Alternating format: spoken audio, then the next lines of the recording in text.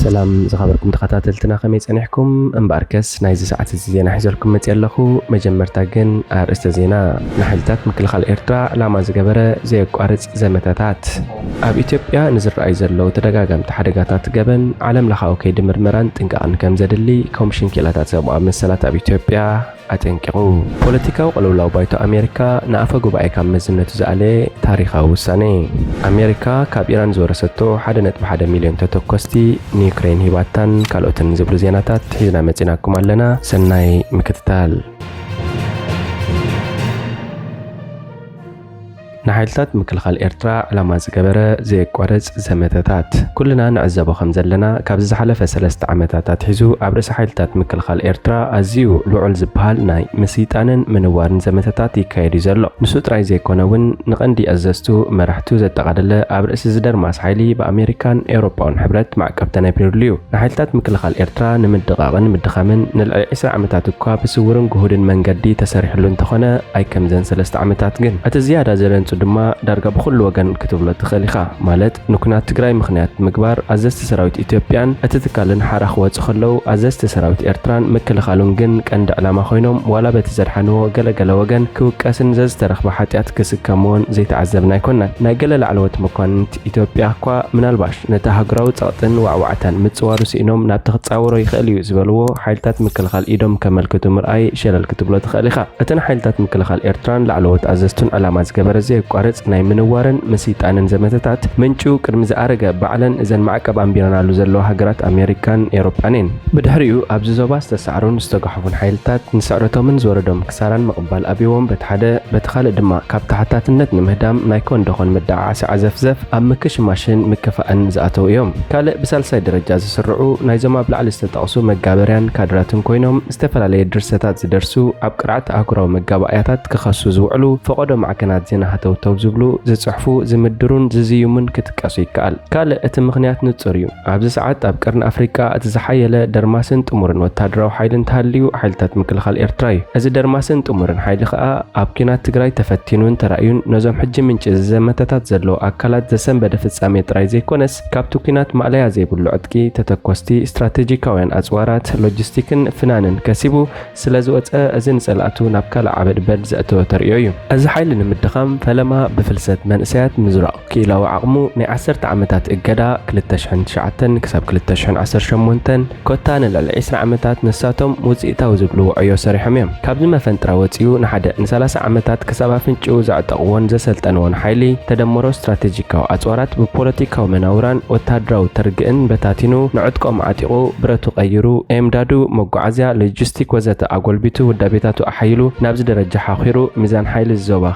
قاير فتصيمو اب قمت نبره كماري نبرن استراتيجيكاوي كيدان حالتات مكلخال إرترا كينوزي أبز 3 عمتات زسلوو ميزان حيلي كال استراتيجيكاو خيدان مس حيال وتادراو موقر زلون هاجرات عالمناون يمسرتالو نسو دما بين أو اقدا هاجرات إيروبان أمريكان أب حصور آتيو مس كم سراويت روسيان تشاينان زأمسلو جزفات حالتات عالمنا استراتيجيكاو خيدان كفتر حقنيا أمون بقعن صنوعن مشارخ تحيل خوينو ترخيبيو كابزي استراتيجيكاو كيدان سراويت إرترا جزيف عدك خركبن نتن عمتات أب تمكرو زهانوصو وتادراو كبرتات ديسيبلين هاجراونت قراصنت تبلحاتنت توفاينت وزته كالو قلبت وسيخلو نابزخون حيل فتصيمو خدفرون كنقنقون زيكل جزوف وتادراو تكال እንዳተቀየረ ይኸይድ ዘሎ ብዘይካዚ ኣብ መላእ ዓለም ዝተዘርግሐ መንእሰይ ዜጋውን ነዚ ግዜ ዝምልስ ብቑዕ ንቕሓት ምድላብን ጸጋታት ምስላብን ኣነ መንደላየ ራብዓይ ግንባር የጨሪሑ ዳርጋ ረቂቕ ሓይሊ ኣሃዱ ሶፍት ፓወር ዩኒት ኮይኑ ብምቕራቡ ነዚ ሃገራዊ ወታደራዊ ትካልና መሊሱ ንውዳቢኡን ጥምረቱን ዘሰስን ሞራል ዘስንቕን ኮይኑ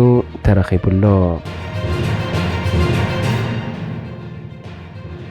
ኣብ ኢትዮጵያን ዝረኣዩ ዘለው ተደጋጋምቲ ሓደጋታት ገበን ዓለም ለኻዊ ከይዲ ምርምራን ጥንቃቐን ከም ዘድሊ ኮሚሽን ኪላታት ሰብኣዊ መሰላት ኣብ ኢትዮጵያ ኣጠንቂቑ እቲ ኮሚሽን ኣብ ዘውፅኦ ሓዱሽ ፀብጻብ ከም ዘመላኽቶ ኣብ ኢትዮጵያ ይቕፅል ዘሎ ሓደገኛ ጥሕሰታት ሰብኣዊ መሰላት ዕቱብ ዘይሸራዊ ዓለም ለኻዊ ምርመራ ይጠልብ ሕጂ እውን ኣብ ኢትዮጵያ ቀጻልነት ዘለዎም ሓደጋታት ጥሕሰት ሰብኣዊ መሰላት ከም ዝፍጸሙ ኣመላኻቲ ነገራት ከም ዘለውን ካብዚኦም ድማ ከበድትን ሰፋሕትን ጥሕሰታት ሰብኣዊ መሰላት ዘይምርግኣት ዘይተሓታትነት ከም ዝርከቡ ከምዘስዕቦም ኣቦ እምበርቲ ኮሚሽን መሐመድ ቻንዴ ኦስማን ገሊጾም። ብዘይካዚ ከም ኣቆጻጽራ ኤውሮጳውያን ካብ 2020 ጀሚሩ ኣብ ትግራይ ገበናት ኩናትን ገበናት አንጻር ሰብኣውነትን ከም ዝተፈጸሙ ዘዘኻኽሩ እቶም ኣቦ እምበር ሓድሽ ጸብጻብ ምርመራ ከም ዘመላኽተውን ከበድቲ ገበናት ምፍጻሞም ኣመልኪቶም። ሓድሽ ዝወፀ ጸብጻብ ምርመራ ወሲኹ ከም ዝሓበሮ ድማ አንጻር ወዲ ሰብ ዝኾኑ ገበናት ማለት እውን ገበን ጄኖሳይድ ገበናት ኩናትን ገበናት አንጻር ሰብኣውነትን ከም ዝተፈጸሙ እውን እቲ ኮሚሽን ኣረጋጊጹሎ። ንጄኖሳይድ ዘመላኽቱ 8 ጠቆምቲ ሓደጋታት ተማሊኦም ምህላዎም ዘመላኽቱ ሓድሽ ጸብጻብ እቲ ኮሚሽን ብቐጻሊ ማሕበረሰብ ዓለም መፍትሒ ሒዙ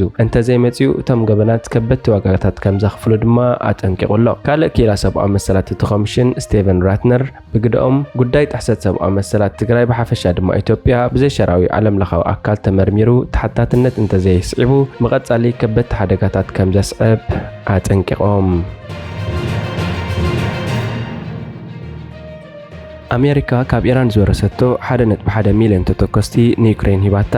ኣሜሪካ ኣብ ዝሓለፈ ዓመት ካብ ኢራን ዝተተሓዘ ኣስታት 1.1 ሚልዮን ጥይት ናብ ዩክሬን ከም ሰደደት ኣፍሊጣ። ኣብ ማእከላይ ምብራቕ ንዝካየድ ዘሎ ስርሕታት ዝከታተል ማእከላይ እዝ ኣሜሪካ ሰንትኮም እዞም ጠያይት ኣብ ታሕሳስ ናብ የመን ትጓዓዝ ካብ ዝነበረት መርከብ ከም ዝተወረሱ ገሊጹ። ምዕራባውያን መሻርክቲ ዩክሬን ኣብ ዝቐረበ እዋን ነቲ ዩክሬን እትደልዮ መጠን ተተኮስቲ ንምቕራብ ኣብ ዝኽእሉ መስመራት ጸገማት ከም ዘጋጥሞም ገሊጾም ነይሮም። እቲ እዚ እቶም ካብ ኢራን ዝተወርሱ ጠያይት ልሶኒ ናብ ዩክሬን ከም ዝተሰጋገሩ ሓቢሩ። እቲ ተተኮስቲ ፈለማ ብሓይል ባሕሪ ኣሜሪካ ካብ ማርዋን ዋን ዝተባህለት ሃገር ዘይብላ መርከብ ብ9 ታሕሳስ ከም ዝተተሓዘ ጠቒሱ። መንግስቲ ኣሜሪካ ኣብ ሓምለ ብሲቪላዊ ምውሳድ ንብረት ብዝፍለጥ መስርሕ ዋንነቶም ረኺቡ። በዚ መስርሕ ዋና ኣብ ገበናዊ ንጥፈታት ይሳተፊ ተባሂሉ እንተተሓሲቡ ንብረቱ ክውረስ ይኽእል። ኣብዚ ጉዳይ እቲ ክሲ ኣብ ልዕልትን መንግስቲ እቲ ሃገር ንምሕላው ሓላፍነት ዝተዋህቦ ጨንፈር ዕጡቕ ሓይሊ ኢራን ዝኾነ እስላማዊ ሓለዋ ሳውራ ኢራን ዝቐረበ እዩ። ሴንትኮም ኣብ ዘውፅኦ መግለጺ ኣሜሪካ ምስ መሻርክትናን መሓዙትናን ብምትሕባር ንዋሕዚ ቀታሊ ሓገዝ ኢራን ኣብቲ ዞባ ብኩሉ ሕጋዊ መንገዲ ንምምካት ቃል ኣትያ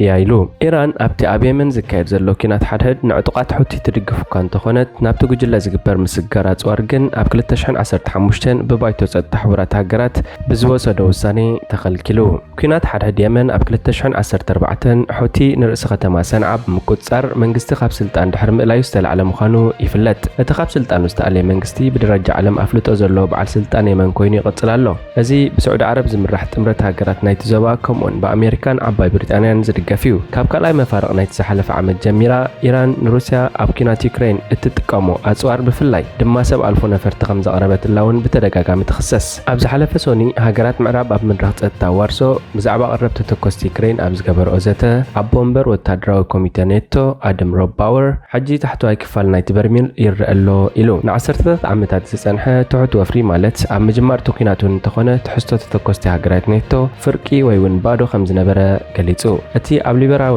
ቁጠባታት ኣብ ውሽጢ 30 ዓመታት ብሓባር ዝሃነጽናዮ ንብዙሓት ነገራት ጽቡቕ እዩ። ኩናት ኣብ ዝካየደሉ እዋን ግን ንዕጡቃት ሓይልታት ኣይኮነን ኢሉ። ኣፍረይቲ ኣጽዋርን ኣዝዩ ዝለዓለ ፍጥነት ምህርቲ ከዕብዩ ከም ዘለዎም ወሲኹ ገሊጹ። ሚኒስተር ምክልኻል ዓባይ ብሪጣንያ ጄምስ ሄፒ መሻርክቲ ሃገራት ኔቶ 200 ካብ ሃገራዊ ኣታዊታትን ኣብ ምክልኻል ከውዕላ ኣተሓሳሲቡ። እዚ ሽቶ ምልእቲ ውድብ ዝተሰማምዓሉ ኮይኑ ኣብዚ ዓመት ግን ካብ 31 ኣባላቱ እተን 11 ጥራይ ነዚ ከማልኣ ትጽቢት ይግበር። እዚ ንዩክሬን ዝተዋህበ ተተኮስቲ ኢራን እውን ምምሕዳር ባይደን ንዩክሬን ሓገዝ ንምሃብ ኣማራጺ መንገድታት ኣብ ዝደልየሉ ዘሎ እዋን ዘምጽኦ እዩ። ገለ ኣባላት ኮንግረስ ግን ተቃውሞታት የስዕቡ ምህላዎም ይፍለጥ። ኣብዚ እዋን እዚ ንዩክሬን ዝተመደበ ገንዘብ ዳርጋ ክውዳእ ምዃኑ ሰበስልጣን ንሰሙናት ከጠንቅቑ እኳ እንተጸንሑ ካብ ኣባላት የመናዊ ሪፓብሊካን ዝመጽእ ጸቕቲ ግን ክሳብ ሕጂ ባይቶ ወከልቲ ህዝቢ ተወሳኺ ገንዘብ ከየጽድቕ ዓጊትዎ ኣሎ።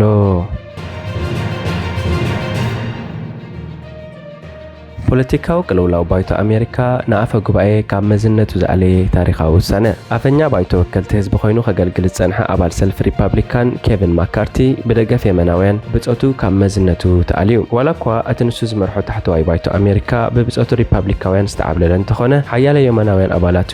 ኣብ መሪሕነቱ እምነት ከም ዘይብሎም ብምግላጽ ናይ ደገፍ ምጉዳል ድምፂ ክወሃበሉ ጠሊቦም። በዚ መሰረት ብሰሉስ ምሸት ኣባላት ባይቶ ኣብ ዝሃብዎ ድምፂ 208 ኣባላት ሰልፊ ዲሞክራስን 8 ብጾቱ ብጾቱን ካብ መዝነት ኣፈ ጉባኤ ክወርድ ደገፎም ሂቦም ስለዚ ድማ እቶም 210 ኣቦቱ ክቅጽል ድምጾም ዝሃቡ ከድሕንዎ ይከኣሉን ማካርቲ ምስቲ ኣባላት ሰልፊ ዲሞክራሲ ዝዕብለል ላዕለዋይ ባይቶ ሰነት ምስማዕ መንግስቲ ከዕጾ ዝገብር ግዜያዊ ባጀት ከም ዝጸድቕ ድሕሪ ምግባር እዩ ብብጾትን መቐናቕንቱን ተቐባልነት ሲኑ ወሪዱ ዘሎ እቶም ነቲ ታሪኻዊ ውሳኔ ክውን ክገብሩ ዝኽኣሉ 8 ኣባላት ሰልፊ ሪፐብሊካን ሕሉፋት ደገፍቲ ፕሬዚደንት ነበር ዶናልድ ትራምፕ ምዃኖም ይፍለጥ ብፖለቲካዊ ዓይኒ ክረአ እንከሎ ድማ እቶም 8 እቶም ዝኸፍኡ ጸላእቲ ኣባልነት ሰልፊ ዲሞክራሲ እዮም እንተኾነ ግን ኬቪን ማካርቲ ነቲ ኣብ 2020 ዝተኻየደ ፕሬዚደንታዊ ምርጫ ክሳብ ሎም ዘይተቐበለ ትራምፕ ምድጋፉ ንኣባላት ሰልፊ ዲሞክራሲ ኣቐይሙ እዩ ሕጂ ነቲ ዕድል ምርካቦም ድማ ኣብ ልዕሊኡ ሕናኽ ፈድዩ መሪጾም በዚ ድማ እዩ እቲ ኣፈኛ ብየማንን ጸጋምን ጸላእቲ ኣጥርዩ ካብቲ ኣገዳሲት መንበሩ